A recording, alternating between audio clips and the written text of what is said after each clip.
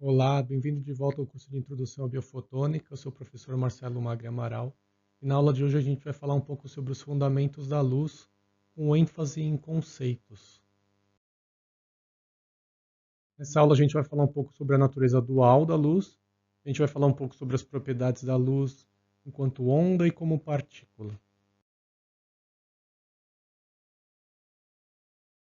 A luz possui uma natureza dual, uma natureza ondulatória, onde a luz pode ser descrita como uma onda eletromagnética que se propaga no espaço, e uma natureza corpuscular. Essa é a chamada dualidade onda-partícula, onde a luz também pode ser descrita como uma partícula discreta, chamada fóton. A luz apresenta fenômenos característicos de onda, como a difração. Nessa figura ao lado, a gente pode ver uma onda do mar atingindo um obstáculo, com uma pequena abertura, e a gente vê inicialmente uma onda que parece ser plana, e após a passar por essa abertura, se forma essa espécie de semisfera aqui, que isso é chamado de difração. É um fenômeno característico de ondas. Esse mesmo tipo de fenômeno pode ser observado com a luz, como a gente vai ver mais à frente. Porém, diferente da onda mecânica, como a onda do mar, a luz se propaga no vácuo, não necessitando de um meio material para se propagar. No entanto, a teoria moderna da mecânica quântica também descreve a luz como um pacote de energia chamado fóton. Por exemplo, no efeito fotoelétrico, cuja solução foi proposta por Einstein, pacotes discretos de energia luminosa, os fótons, são capazes de ejetar elétrons da superfície de metais. Como uma onda, a luz é descrita como uma onda eletromagnética composta por campos elétricos e magnéticos que oscilam no tempo e no espaço. Esses campos são perpendiculares entre si e também perpendicular à direção de propagação, e eles carregam energia e momento. Essa onda se propaga com uma velocidade constante, usualmente denotada por c, a velocidade da luz no vácuo, e no vácuo essa velocidade vale 299.792 km por segundo. Por conter campos elétricos e magnéticos, a luz interage fortemente com a matéria, como a gente vai ver mais à frente. A partir das chamadas equações de Maxwell, é possível obter uma equação que descreve a propagação da luz. Essa equação é chamada equação de onda, e cuja solução, obviamente, é uma onda. E como uma onda, ela é caracterizada pela sua velocidade c, seu comprimento de onda lambda e sua frequência ni. Pelo fato da velocidade ser constante igual a c, podemos obter uma relação de transformação entre o comprimento de onda e a frequência. Podemos ver então que existe uma relação inversa entre o comprimento de onda e a frequência. Se o comprimento de onda cresce, a frequência diminui. Se o comprimento de onda diminui, a frequência aumenta. Isso vai ser importante mais à frente. O comprimento de onda nada mais é do que a distância entre dois pontos de uma onda. Então, por exemplo, nesse gráfico, a distância entre dois picos desta onda. Já a frequência a gente pode entender como um número de oscilações dentro de um espaço de tempo. Então, quanto maior o número de oscilações, como no exemplo abaixo, maior é a frequência. O comprimento de onda e a frequência são inversamente proporcionais. Isso significa que para comprimentos de onda maiores, temos frequências menores, como no exemplo acima. E para comprimentos de ondas menores, temos frequências maiores, como no exemplo do desenho abaixo.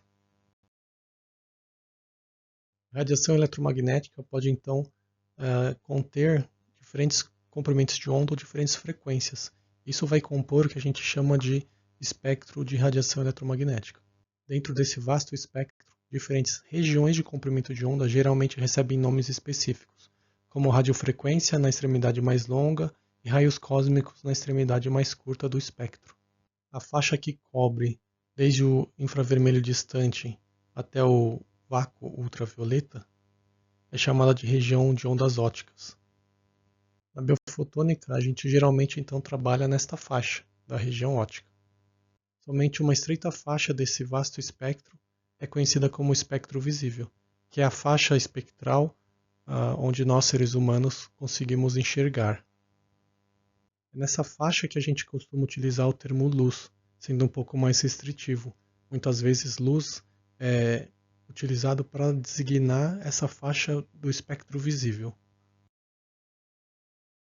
Falando um pouco sobre diferentes faixas dessa região óptica, o chamado vácuo ultravioleta, que é o UV, com comprimentos de onda que vão entre 100 a 200 nanômetros, ele é fortemente absorvido pelo oxigênio do ar.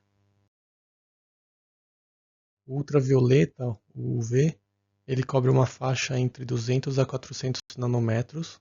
Essa faixa é útil para aplicações biofotônicas, como por exemplo desinfecção. A faixa visível do espectro tem comprimentos de onda que vão de 400 a 700 nanômetros, e a região que a luz é percebida pelo olho humano. Essa região é amplamente utilizada em aplicações ópticas. A região do infravermelho, que é próxima ao visível, é chamada de infravermelho próximo. Ela tem comprimentos de onda entre 700 e 2.500 nanômetros e é utilizada em aplicações como espectroscopia e imagens biomédicas. A próxima região é a região do infravermelho médio, com comprimentos de onda entre 2.500 a 5.000 nanômetros, e ela é utilizada principalmente para análise de composição química de materiais biológicos, por exemplo. Finalmente, temos a região do infravermelho distante, com comprimentos de onda entre 5.000 nanômetros a 1 milímetro, e é utilizada em aplicações de detecção de radiação térmica. Falando agora um pouco sobre a luz como partícula, as características corpusculares da luz são fundamentais para entender uma variedade de fenômenos ópticos e têm aplicações em tecnologias como laser, células fotovoltaicas e na compreensão de reações químicas e interação em sistemas biológicos. Essas características corpusculares da luz referem-se à descrição dessa luz como um fluxo de partículas discretas que a gente chama de fótons. Os fótons são quantas de energia de luz. Esse aspecto de energia quantizada que tem o fóton, ele é utilizado na descrição de absorção e emissão de luz pela matéria, como a gente vai ver nas próximas aulas. As características da luz corpuscular, como uma partícula, elas incluem a ausência de massa de repouso, a transmissão de energia e o comportamento de colisão contra as partículas como o elétron. Assim, os fótons não possuem massa e sempre estão em movimento à velocidade da luz. Ao serem absorvidos ou emitidos por um átomo ou uma molécula, os fótons alteram o estado energético dessa entidade, desse átomo, dessa molécula, sem a necessidade de um meio para se propagar. Além disso, os fótons podem colidir contra as partículas como elétrons, transferindo energia durante esse processo. A teoria que descreve a natureza corpuscular da luz foi introduzida por Einstein em 1905. Ele propôs que a luz poderia ser descrita como sendo composta de quantas discretas de energia, que posteriormente foram denominadas de fótons. Embora essa ideia de natureza corpuscular da luz tenha sido introduzida anteriormente, lá por Max Planck por volta de 1900, foi o Einstein que usou essa ideia para explicar o fenômeno fotoelétrico, utilizando essas quantas de luz, e esse trabalho rendeu ao Einstein o Prêmio Nobel de Física em 1921.